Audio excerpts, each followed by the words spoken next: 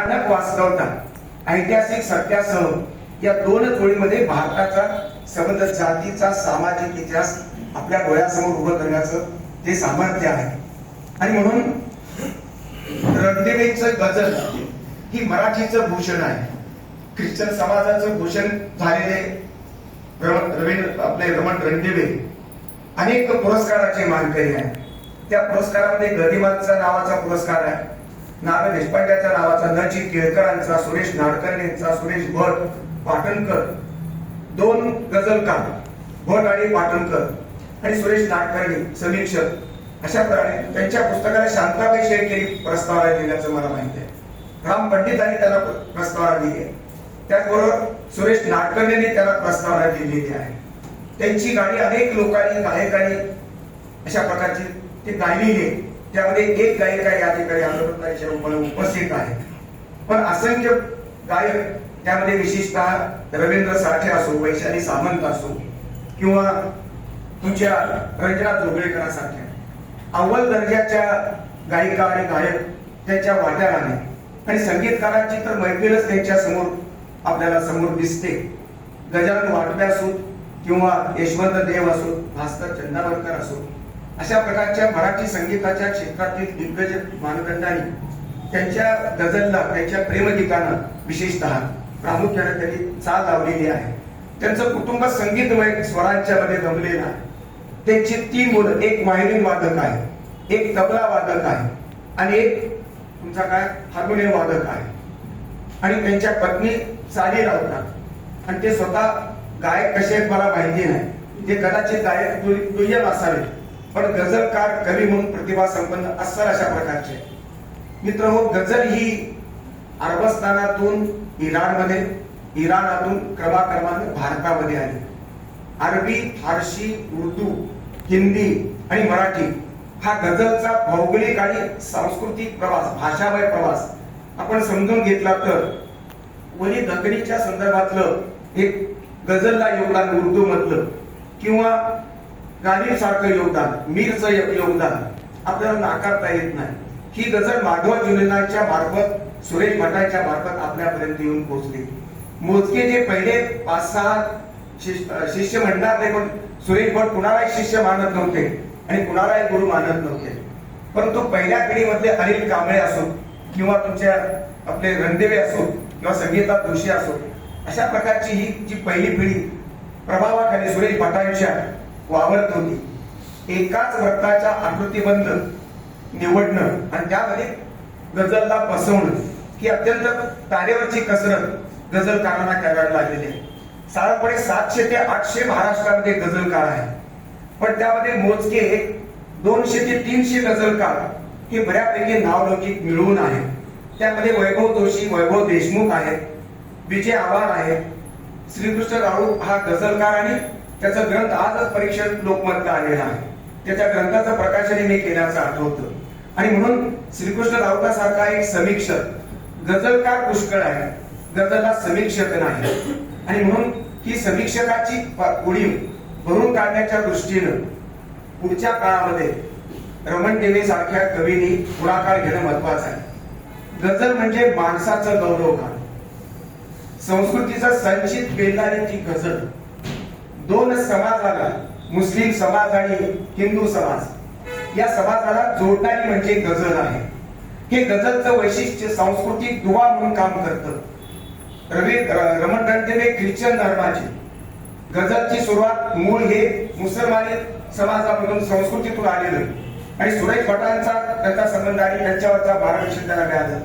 4 गुरु ते म्हणतात. त्यांचे वडील संस्कृतचे पंडित आणि कवी असणाऱ्या त्यांचे व्रत त्यांनी शिकवलं आणि त्या व्रतामधूनच त्यांचा जन्म झाला आणि त्याच्यातून एक गझलकार निर्माण झाला. सुरेश नाडकर्णी असो किंवा राम पंडित असो, अशा प्रकारचे दिग्गज कवी लोकांनी, अशा प्रकारच्या प्रतिभावंतांनी त्यांना मार्गदर्शन केलं. माणूस धर्माचं स्मरण करून देणारी गझल हा त्याने आपला प्रांत निवडला. कारण त्यांच्या संबंध गझलमध्ये, गझलच्या एकूण सगळ्या विश्वामध्ये, त्याच्या एकूण इतिहासामध्ये सर्व धर्माच्या चांगुलपणाचा सारांश आहे. म्हणून गझल ही सर्व माणुसकीच्या मूल्याचे सारांश व्यक्त करणारी आहे. सर्व गझलच्या संबंध परंपरेमध्ये विषयाचा संबंध सार मांडते ती गझल आहे. जीवनाचं सर्वस्वारी समर्पण असणारी संबंध जी गझल आहे ती ईश्वर आणि इश्क आणि इन्सानियत याला सामोरं जाणारी गझल आहे. आणि म्हणून गझलचं मूल्य आणि गझलचं महत्व हे अधिक आहे. अभंगाच्या वाङ्मय प्रकाराच्या माध्यमातून आपल्याला एक शांतता, एक भक्तिभाव, अध्यात्म, विशेषतः वारकरी संप्रदायातला अध्यात्म, हिंदू परंपरेत, भारतीय परंपरेतला अध्यात्म मिळतं. लावणीच्या वाङ्मय प्रकारातून लावण्य आणि शृंगार मिळतो आणि गझलच्या निमित्तानं जीवनाचा सारांश आपल्याला स्वीकारता येतो, समजून घेता येतो. आणि म्हणून गझल हा सत्याचा आणि विवेकाचा झेंडा फडकवणारी सांस्कृतिक पताका अशा प्रकारची आहे. त्या पताकाची निष्ठा, समर्पण या भूमिकेतून अनेक लोक जशी पूजा करतात तशाच प्रकारची रमण रणदिवे यांची शब्द पूजा ही अफलातून अशा प्रकारची आहे. त्यांची कल्पना रम्यता, त्यांची गझलच्या गाभ्याशी झालेली एकरूपता आणि म्हणून सत्याशी झालेली एकरूपता मला अत्यंत महत्वाची वाटते. संवादी संदर्भातला पूल बांधणारी, सांस्कृतिक पूल बांधणारी गझल रमण रणदिवेंच्या प्रतिभेचा एक विषय, महत्वाचा विषय ठरलेली आहे. भूगोलाला जोडून घेणारी गझल तशा भाषिक संस्कृतीला, भाषिक समूहाला सुद्धा एकत्र जोडते. ती उर्दू भाषिक असेल, ती फारसी भाषिक असेल, ती इराण मधला संबंध असेल आणि भारतातल्या सर्व समुदायाला एकत्र जोडण्याचं काम ही गझल करत असते. आणि म्हणून गझलियत ही अत्यंत महत्वाची. आनंदानं, सुखानं जगणं आणि जागवणं, इतरांना जगवण्यासाठी सर्व मानवी मूल्यांचा सारांश हे गझल मध्ये अभिव्यक्त होत असतो. आणि म्हणून गझल ही सर्व समावेशक आहे. तिचं पोट आणि तिचं अंतःकरण माईसारखं मोठं आहे, व्यापक आहे. अशा प्रकारची ही गझल आमच्या रमण रणदिवेंच्या जीवनाचं ध्येय नव्हे तर ती अंतःकरणात बसलेली अशा प्रकारची ती कुपीमधली सुगंध आहे. आणि म्हणून या गझलचा त्यांनी संबंध जीवनभर प्रचार केला, प्रसार केला, त्याला निष्ठा वाहिल्या. त्यांचे शिष्य ही 5-6 अशोक भांगुरे तुमचे बरेचसे बाकीचे लोक आहेत. या ठिकाणी मला वाटतं गुलाब ते शिष्यच असावे तुमचे, तुम्हाला मुलं दिली ती. अनेक लोकांना त्यांनी 4 गुरु मानले पण शिष्य मात्र अनेक निर्माण केलेले रमण रणदिवे. समूह जीवन समृद्धीनं जगता यावं, विवेकानं जगता यावं यासाठी गझलचा उपयोग केवळ वाङ्मय प्रकार म्हणून नव्हे तर संस्कृतीचे एक साधन म्हणून अशा प्रकारचा शुद्ध वाङ्मय प्रकार. व्याकरणाचं ते काय रदीफ आणि काफिया यामध्ये अडकलेली गझल, व्याकरण शुद्ध गझल असली पाहिजे असा आग्रह सुरेश भटांचा होता. तोच स्वीकार त्यांनी रमण रणदिवेंच्या गझल मध्ये दिसतो. ती गझल निर्दोष आहे, मला मान्य आहे. पण एखादा कवी मुक्तछंदाच्या मागे लागला, मुक्तपणे जर गझलची मोडतोड, व्याकरणाची मोडतोड करून जर लिहू लागला आणि ती जर अव्वल दर्जाची कविता निर्माण झाली तर त्याला गझल नाही म्हणून त्याला नाव ठेवण्याचं किंवा त्याचे पाय ओढण्याचं, त्याचा गळा दाबण्याचं कारण नाही. कलावंताचा गळा कोणीही दाबू नये, ते राजकीय व्यवस्थेनं दाबू नये, सामाजिक नीतिमत्तेचा गैरवार करणाऱ्या लोकांनी दाबू नये आणि गझलचा अभिमान बाळगणाऱ्या गझलच्या निष्ठावंत प्रेमिकांनी सुद्धा त्याचा गळा दाबण्याचं कारण मला वाटत नाही. त्यातून अव्वल दर्जाची, श्रेष्ठ दर्जाची प्रतिभेची, प्रतिभावंत अशा प्रकारची कलाकृती निर्माण होत असेल तर त्या कलावंताच्या निर्मिती, नवनिर्मिती हे नवसृजन आहे आणि ते संस्कृतीच्या विकासामध्ये उन्नत अशा प्रकारची भूमिका बजावतं.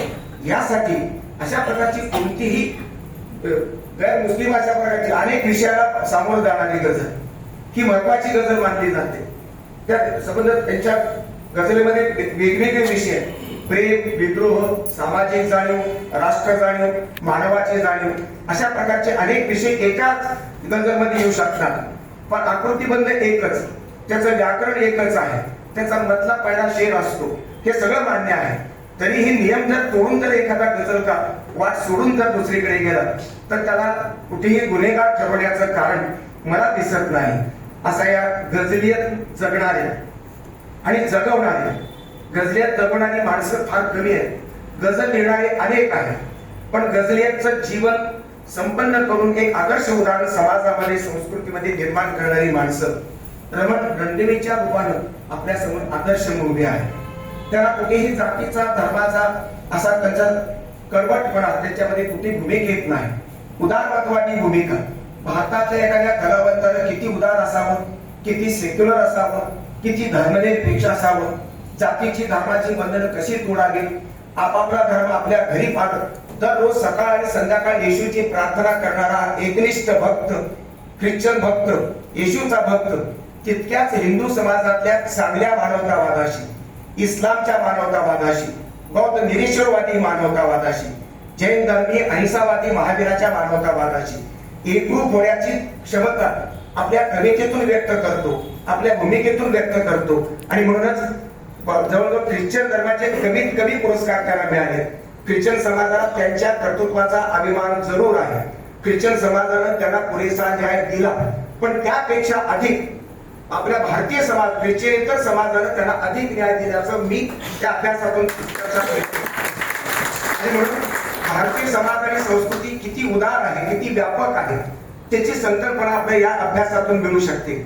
आणि अशाच प्रकारचं उदारमतवादी भूमिका सांस्कृतिक अंगाने जर आपण सिद्ध केली, ते गझलच्या, कवितेच्या असो, नाटकाच्या असो, कादंबरीच्या असो, साहित्याच्या कुठल्याही आकृतीबंधाच्या रूपानं अशा प्रकारची सांस्कृतिकता आपण जर सिद्ध करू शकलो, तर आपल्या सर्व धर्मीय लोकांचं योगदान, विधायक योगदान ते मिळू शकतं. आणि एक सेक्युलर माणूस, एक सेक्युलर समाज, एक विश्वधर्मी, एक मानवतावादाचा वाट चालणारा समाज नव्या संदर्भामध्ये विश्वाच्या अजेंड्यावरती उभा राहू शकेल.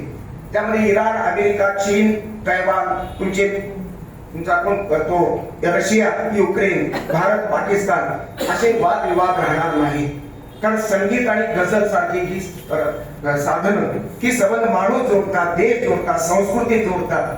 आणि जोडण्यामध्ये जे समाधान आहे, जे पुण्य आहे, जे आनंद आहे, ते तोडण्यामध्ये नाही. आणि मग गझल हा एक अनेक विधायक अशा आकृतीबंधापैकी एक आकृतीबंध आहे. त्या आकृतीबंधाला रमण गंडवेंनी आपलं जीवन सर्वस्व अर्पण केलं, आपल्या कुटुंबासह अर्पण केलं.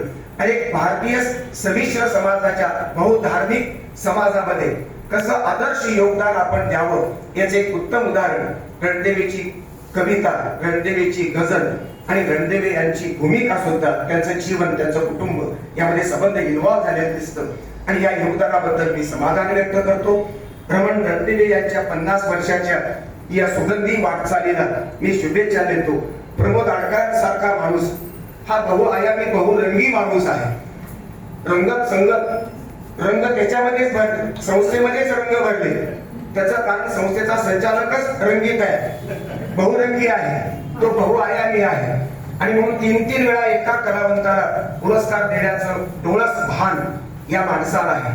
1600 किती कार्यक्रम झाले, 1597 एवढे कार्यक्रम करणारा माणूस एवढा इथे बसला. लोकांनी काय दिलं?